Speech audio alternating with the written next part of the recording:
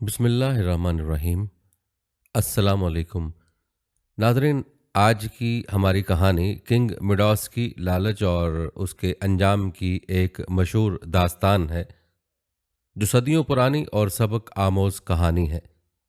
ये कहानी एक ऐसे बादशाह की है जिसे दौलत से बेहद मोहब्बत थी और जिसकी सबसे बड़ी ख्वाहिश दुनिया का अमीर तरीन शख्स बनना था।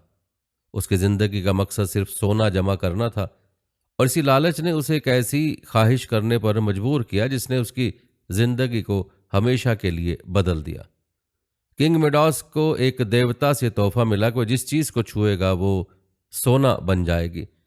इब्तिदा में ये ताकत उसे खुशी और फख्र देती है, लेकिन जल्दी ये तोहफा एक लानत में तब्दील हो जाता है जब उसे एहसास होता है कि उसकी लालच ने उसकी ज़िंदगी की सबसे कीमती चीज़ें छीन ली हैं। ये कहानी हमें बताती है कि ज़िंदगी में सिर्फ दौलत ही सब कुछ नहीं होती, बल्कि मोहब्बत, खुलूस और कुर्बत की अहमियत कहीं ज़्यादा है। ये कहानी हमें बताती है कि लालच किस तरह खुशियों को तबाह कर देती है।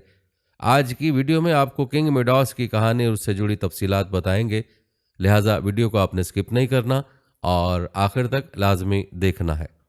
नाज़रीन, आपको बताते चलें कि किंग मिडॉस कदीम ज़माने का एक मशहूर बादशाह था, जिसकी सल्तनत दौलत, खुशहाली और शान शौकत की अलामत थी। उसकी रियासत में ज़रख़ेज़ ज़मीनें, शानदार महल्लात और भरपूर वसाइल मौजूद थे, जिन्होंने उसके लोगों की ज़िंदगी को आसान और खुशहाल बनाया था। मिडास अपनी रियाया के लिए एक रहमदिल और इंसाफ पसंद हुक्मरान के तौर पर जाना जाता था, जो हमेशा उनके मसाइल हल करने के लिए तैयार रहता था। उसकी फराख दिली और मेहमान नवाजी के चर्चे दूर दूर तक थे और लोग उसकी हुकूमत पर फख्र करते थे। लेकिन उसकी शख्सियत का एक तारीक पहलू भी था और ये पहलू था सोने से उसकी गैर मामूली मोहब्बत। रिवायत के मुताबिक मिडास के महल में कीमती जेवरात, सुनहरी बर्तन और बेश कीमत अशिया के ढेर लगे होते थे, लेकिन सब कुछ उसके लिए काफ़ी नहीं था। वो चाहता था कि इसकी दौलत लामहदूद हो और हर चीज़ जो वो छुए सोने में बदल जाए। उसकी ख्वाहिश उसके दिल में एक ऐसी लालच की अक्कासी करती थी जो आखिरकार उसे एक नाकाबिले फरामोश सबक देने वाली थी। कहते हैं किंग मिडास की ज़िंदगी में एक दिन ऐसा आया जब उसकी सखावत और मेहमान नवाजी ने उसके लिए एक अनोखा मौका पैदा किया। यूनानी देवमाला के मुताबिक दियोनिसिस, जो खुशी, शराब और सरूर के देवता थे, एक दिन ज़मीन पर अपने दोस्त सेलिनस के साथ आए। सेलिनस एक दाना और दियोनिसिस के करीबी साथी था, लेकिन ज़मीन पर पहुंचकर वो रास्ता भटक गया और किंग मिडास के बाग में जा निकला। मिडास ने सेलिनस को अजनबी समझने के बावजूद बड़ी मोहब्बत और एहतराम के साथ खुशामदीद कहा। उसने न सिर्फ सेलिनस को अपने महल में रहने की दावत दी, बल्कि बेहतरीन खाने, आरामदेह जगह और दोस्ताना माहौल फराहम किया। सेलिनस ने कई दिन मिडास के साथ गुजारे और बादशाह की मेहमान नवाजी की दिल खोल कर तारीफ की। जब दियोनिसिस को मालूम हुआ कि किंग मिडास ने उसके अजीज दोस्त सेलिनस की ऐसी उम्दगी से देखभाल की है, तो मिडास की सखावत से बेहद मुतासिर हुआ। दियोनिसिस खुद मिडास के महल में आया, उसका शुक्रिया अदा किया। उस देवता ने मिडास को इनाम देने का वादा करते हुए कहा, तुमने मेरे दोस्त की मदद की, इसलिए मैं तुम्हें एक ख्वाहिश का हक देता हूँ। मांगो जो तुम्हारा दिल चाहे और मैं उसे पूरा करूंगा। दियोनिसिस के अल्फाज सुनकर मिडास की आंखों में चमक आ गई। वो फौरन सोचने लगा कि वो क्या मांगे जिससे उसकी दौलत और शान शौकत में बेपनाह इजाफा हो। देवता का इनाम मिडास के लिए एक सुनहरी मौका था, लेकिन उसी लम्हे उसके लालच ने उसकी अक्ल पर पर्दा डाल दिया। उसके जवाब ने न सिर्फ उसकी जिंदगी बल्कि उसकी तकदीर को भी हमेशा के लिए बदल दिया। रिवायत बताते हैं कि किंग मिडास की दौलत और शान शौकत की मोहब्बत ने उसके दिल में एक अनोखी ख्वाहिश जगाई। जब दियोनिसिस ने उसे एक ख्वाहिश करने का मौका दिया तो मिडास ने फौरन कहा, मैं चाहता हूं कि जो चीज़ मैं छूं वो सोना बन जाए। ये अल्फाज मिडास के लिए खुशी का पैगाम थे, लेकिन दियोनिसिस ने इस ख्वाहिश की मुमकिन नताइज के बारे में खबरदार किया। कहते दियोनिसिस ने मिडास को समझाने की कोशिश की कि ये ताकत उसके लिए नुकसानदेह हो सकती है, लेकिन मिडास अपनी जिद पर कायम रहा, क्योंकि उसे यकीन था कि इनाम उसकी ज़िंदगी को मज़ीद शानदार बना देगा और उसकी दौलत को बेहद हिसाब कर देगा। आखिरकार मिडास की जिद के आगे हथियार डाल दिए और उसकी ख्वाहिश को कबूल कर लिया। देवता ने ऐलान किया कि अगली सुबह से मिडास की ख्वाहिश पूरी हो जाएगी और हर वो चीज़ जो वो छुएगा सोने में तब्दील हो जाएगी। मिडास ने खुशी और जोश में दियोनिसिस का शुक्रिया अदा किया, ये सोचते हुए कि उसकी ज़िंदगी अब मुकम्मल तौर पर बदल जाएगी। लेकिन उसे अंदाज़ा नहीं था कि सुनहरी ताकत उसके लिए कितनी बड़ी आजमाइश और तबाही का बायस बन सकती है। कहते अगली सुबह किंग मिडास अपनी ख्वाहिश की हकीकत जानने के लिए बेहद पुरजोश था। जैसे उसने अपनी आंखें खोली, उसने अपने करीब एक पत्थर को छुआ और हैरत अंगेज तौर पर वो फौरन चमकते हुए सोने में बदल गया। मिडास की खुशी की इंतहा न रही। ये उसकी सबसे बड़ी ख्वाहिश की तकमील थी। पुरजोश होकर उसने अपने इर्द गिर्द की मजीद चीज़ों को छूना शुरू किया। बाग के दरख्त, उनके पत्ते और खुशबूदार फूल सब सोने में बदल गए। मिडास ने अपने महल के सुतूनों और दीवारों को छुआ और वो चमकते हुए सोने के बन गए। हर तरफ चमकदार सोना देखकर मिडास के दिल में खुशी की एक नई लहर दौड़ गई। अपनी ताकत पर फख्र करते हुए मिडास ने सोचा कि वो दुनिया का सबसे अमीर और खुशनसीब शख्स बन चुका है।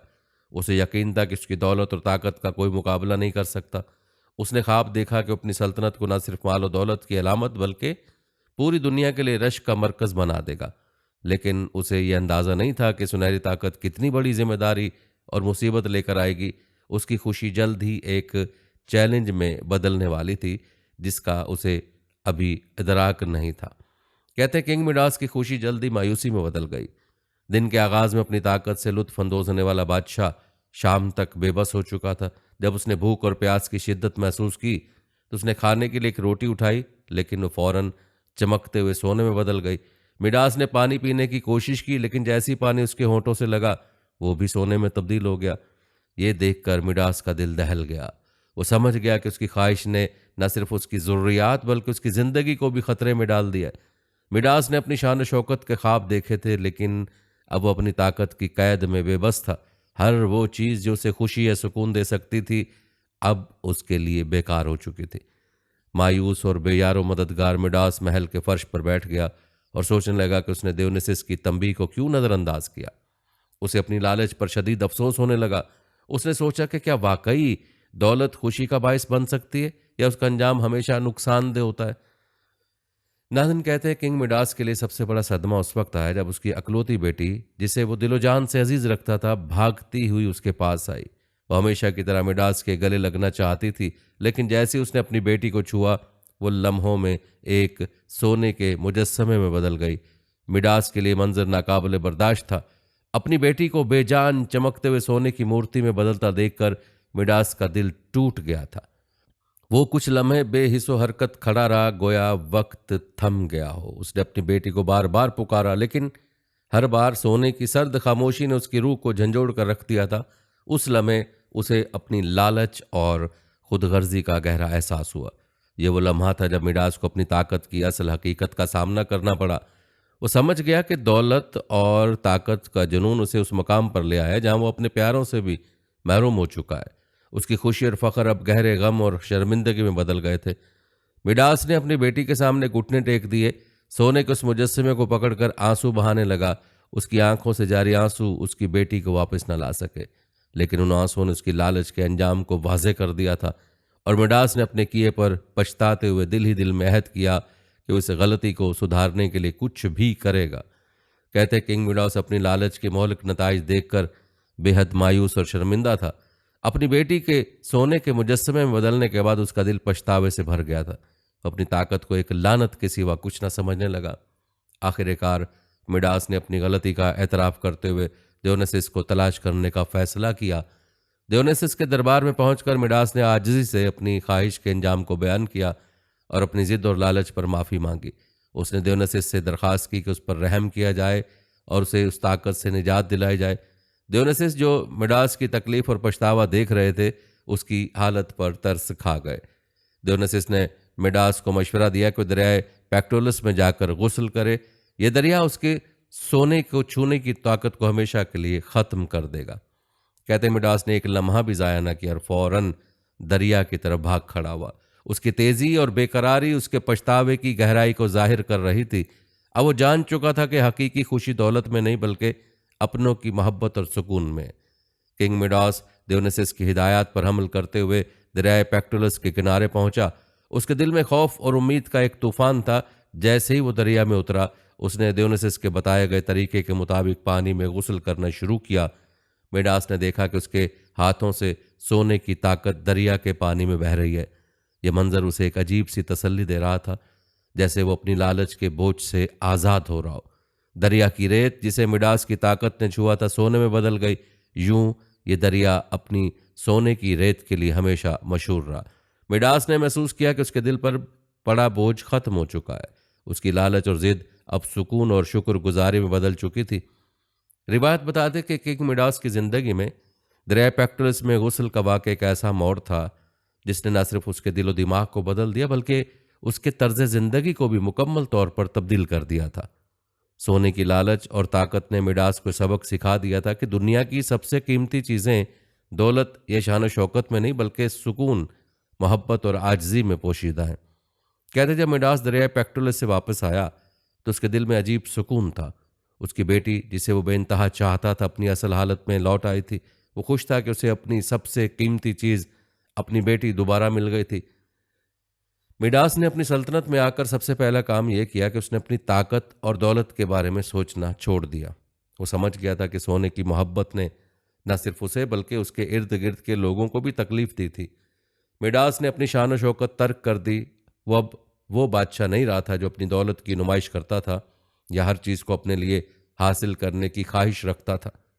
उसने अपना महल छोड़कर एक सादा घर में रहने का फैसला किया जहां वो अपनी रियाया के साथ ज़्यादा वक्त गुजार सके और उनकी मदद कर सके।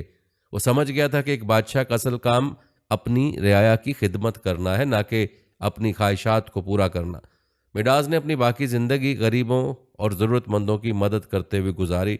वो दिन रात अपनी रियाया के लिए काम करता, उनके मसाइल सुनता और उनके दुख दर्द बांटता।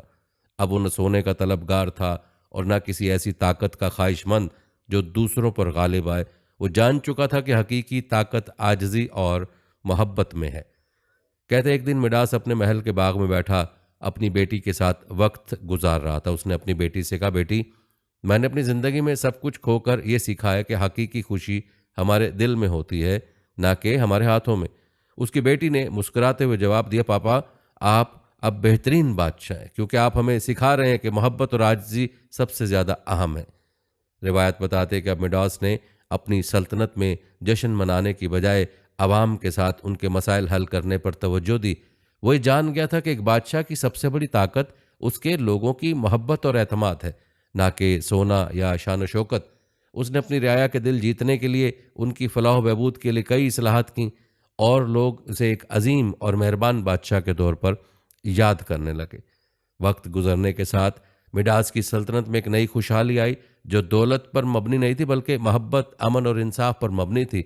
मिडास की तब्दीली लोगों के लिए एक मिसाल बन गई कि लालच से कोई खुशी नहीं मिलती और हकीकी सुकून सिर्फ तब मिलता है जब इंसान अपनी ख्वाहिशात को महदूद करके दूसरों के लिए जीता है।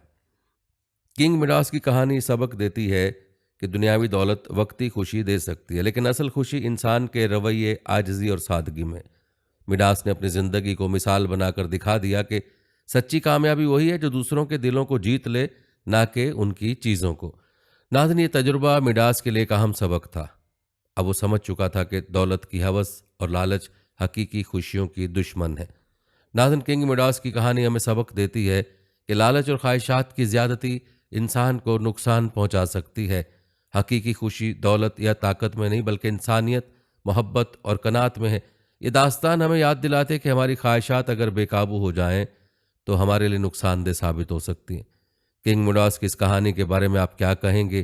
कमेंट में हमें ज़रूर आगाह कीजिएगा और सबक आमोज़ कहानी को दूसरों तक पहुंचाने की नीयत से शेयर भी ज़रूर कीजिएगा। याद रखें, हकीकी खुशी दौलत से नहीं बल्कि मोहब्बत, ताल्लुकात और सादगी में है। किंग मिडास की दास्तान हमें अपनी ख्वाहिशात को समझदारी से मुंतखब करने का सबक देती है। नाज़रीन, किंग मिडास की कहानी जो आपने मुलाज़ा की, ये कहानी बुनियादी तौर पर उसकी लालच और सोने की मोहब्बत के गिर्द घूमती है। यूनानी देवमाला में इसके अलावा भी चंद अहम और दिलचस्प वाक़यात मौजूद हैं जो किंग मिडास की शख्सियत के मुख्तलिफ पहलुओं को ज़ाहिर करते हैं। आइए आपको किंग मिडास की ज़िंदगी से चंद मज़ीद दिलचस्प वाक़यात बताते हैं। वीडियो को स्किप मत कीजिएगा। नाज़रीन, मिडास की ज़िंदगी में एक और मशहूर वाक़या उस वक्त पेश आया जब उसका सामना मौसीकी के देवता अपोलो और जंगलात के देवता पान के दरमियान एक मुकाबले से हुआ। ये कहानी मिडास की ज़िंदगी में एक ऐसा मोड़ था जो न सिर्फ उसकी अजीब ज़ौक़ का मजाक उड़ाता है बल्कि उसे दुनिया भर में मज़ीद मशहूर कर देता है।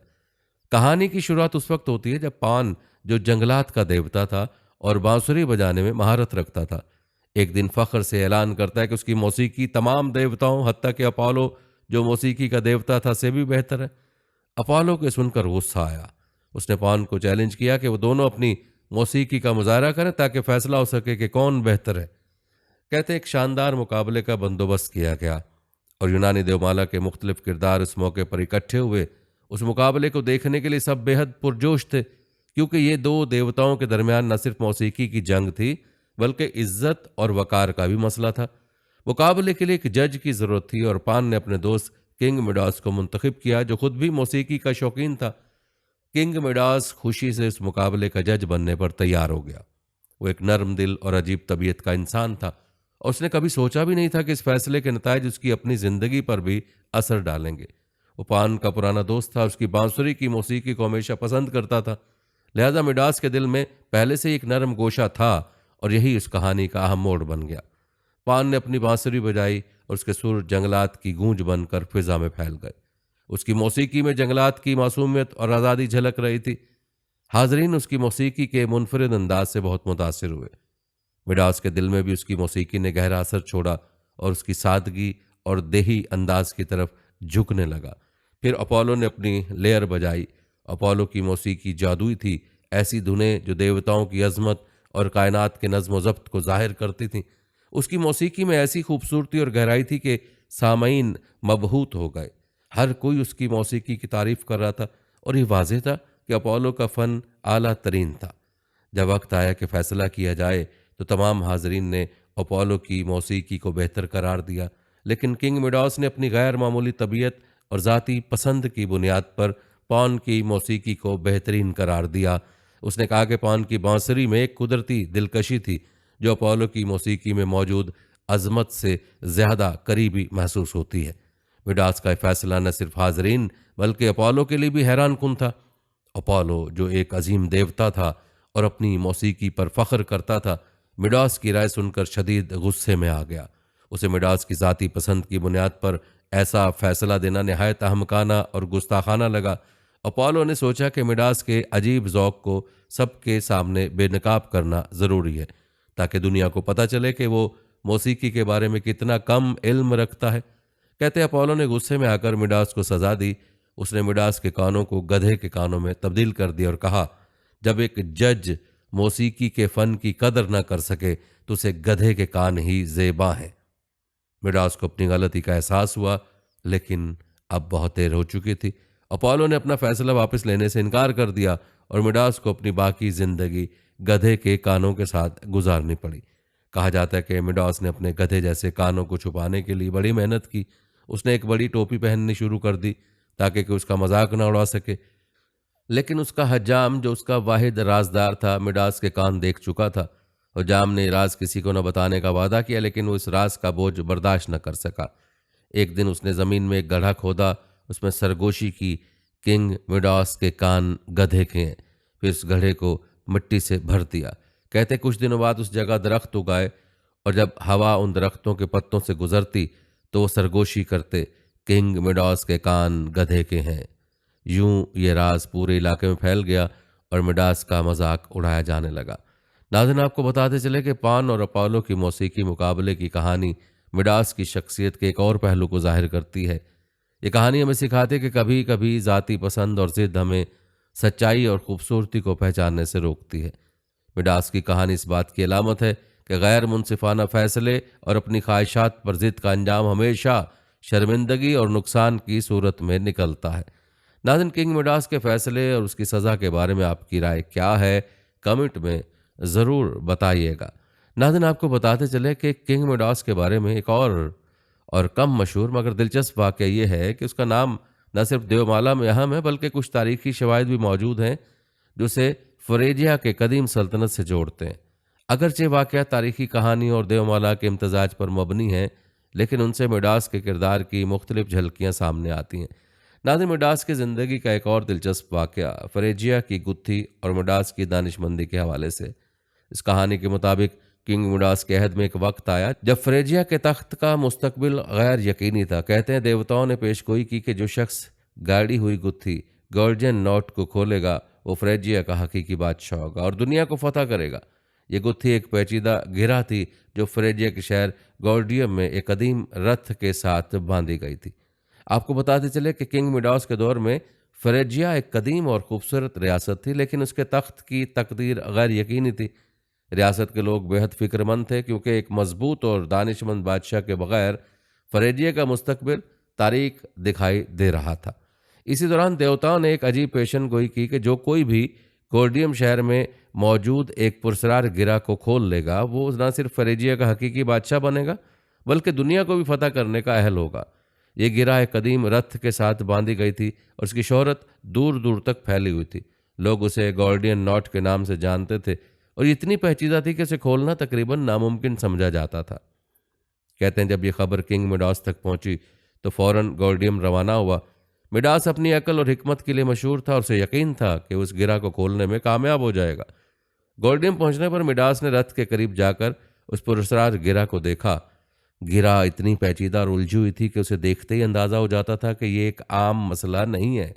मिडास ने उसे हर जाविये से देखा, कई दिन तक उसका बगौर मुआयना किया और मुख्तलिफ तरीके आजमाए, लेकिन गिरा अपनी जगह से हिलने का नाम भी नहीं ले रहे थे। कहते हैं उस दौरान मिडास के दरबार के लोग और शहर के बाशिंदे भी वहां जमा हो गए थे।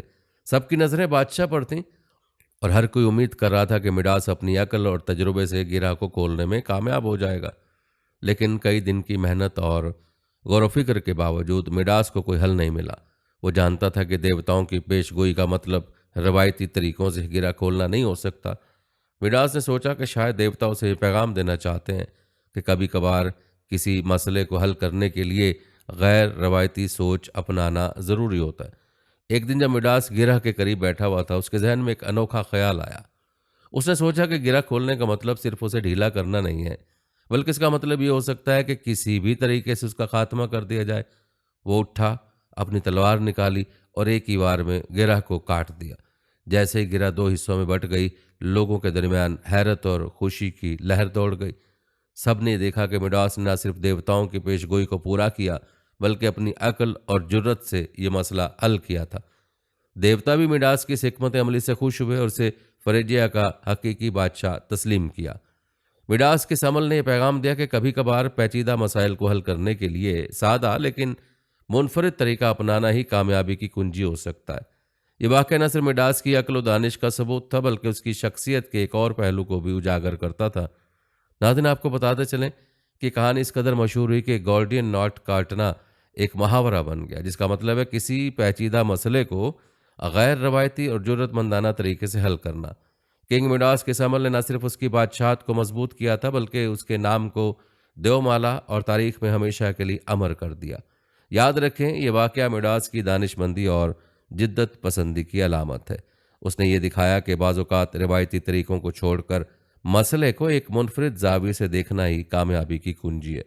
अगरचे देवमाला के मुताबिक ये गिरा बाद में सिकंदर आज़म ने भी काटी थी, लेकिन ये वाक़या मिडास की शख्सियत के एक और पहलू को उजागर करता है जो सिर्फ लालच और दौलत तक महदूद नहीं था। नाज़रीन, ये कहानी किंग मिडास के किरदार की एक दिलचस्प झलक पेश करती है, जहाँ वो न सिर्फ अपने अमाल के ज़रिए तारीख में यादगार बन गया बल्कि उसने ऐसे फैसले भी किए जो बाद में एक हिकमत के निशान के तौर पर जाने गए। नाज़रीन, किंग मिडास की मुख्तलिफ कहानियाँ जो आपने मुलाज़ा की, ये कहानी इंसानी कमज़ोरियों, लालच, मौसीकी के ज़ौक़ और सादगी की खूबसूरती पर गहरे असबाक फराहम करती हैं। ये कहानियाँ कदीम यूनानी देवमाला का एक अहम हिस्सा हैं और आज भी अखलाकियात और इंसानी रवैयों के बारे में बहुत कुछ सिखाती हैं। ये थी हमारी आज की वीडियो। कमेंट सेक्शन में अपनी राय का इजहार ज़रूर करें और बताएं कि आप अगली वीडियो कौन से इस्लामिक टॉपिक पर देखना चाहते हैं। आपकी कीमती राय हमारे लिए बहुत अहमियत रखती है और जाने से पहले वीडियो को शेयर ज़रूर कीजिएगा। नाज़रीन, हम उम्मीद करते हैं कि आपको हमारी आज की ये वीडियो ज़रूर पसंद आई होगी। अगर आपको हमारी आज की वीडियो पसंद आई है तो उसको लाइक करें। आखिर में उन लोगों से एक बार फिर दरख्वास्त है कि हमारे चैनल को ज़रूर सब्सक्राइब कर लें जिन्होंने अभी तक हमारा चैनल सब्सक्राइब नहीं किया।